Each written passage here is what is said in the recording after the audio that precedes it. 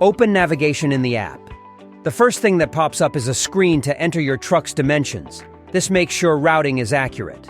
No worries if something changes. You can always update it later. Let's set up the first route to the drop-off location. Let's say it's to this address. Need to make another stop but don't have the exact address, like a job site? No problem. Use free mode to drop a pin right where you need to go. You can also drag and drop stops to change the order of your route anytime. Now let's look at the route options. You'll see the estimated time of arrival, and what really helps is the ability to preview entrances and exits, so you know exactly how to approach the location. In this case, I've got 2 route choices, and I'm going with the faster one. Next, I'm adding points of interest like truck stops, rest areas, and way stations. I'll also throw in my favorite truck stop for a quick break. Before heading out, I'll adjust route preferences. I want to avoid ferries and tunnels, and it's great to have hazmat routing options available too.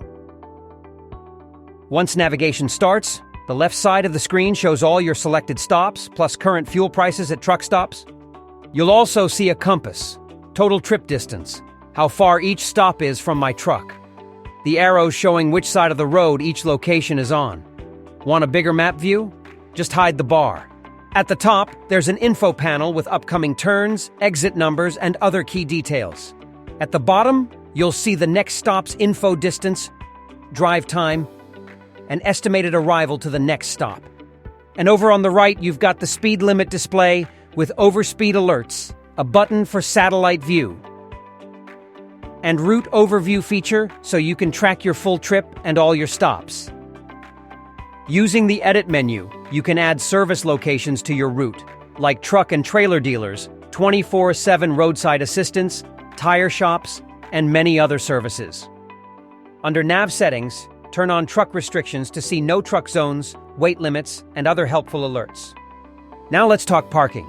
In the settings, you can turn on parking status updates to show availability right on the map icons. Each parking spot shows when it was last updated and is color-coded. Green for many of space, yellow for limited, and red for full. I'm picking a spot with a fresh update and plenty of room, and adding it to the route. One last thing. For safety, I like to turn on the live camera feature now, and then to check road and weather conditions in real time.